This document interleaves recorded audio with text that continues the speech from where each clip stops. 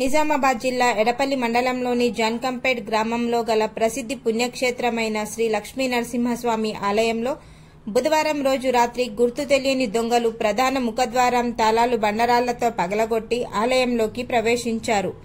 ఆలయంలో ఉన్న హుండీ పగలగొట్టడానికి ప్రయత్నించగా హుండీ తలుపులు తెరుచుకోకపోవడంతో ఎలాంటి నగదు నష్టం వాటిల్లలేదు. అనంతరం ఆలయ కార్యాలయంలోకి వెళ్లి బీర్వాలను ధ్వంసం చేసిన దుండగులు కార్యాలయాన్ని చిందరవందరగా చేశారు. ఆలయ జూనియర్ అసిస్టెంట్ రఘునాథ్ ఇచ్చిన ఫిర్యాదు మేరకు ఎడపల్లి ఎస్ఐ వంశీకృష్ణారెడ్డి సంఘటనా స్థలాన్ని పరిశీలించారు.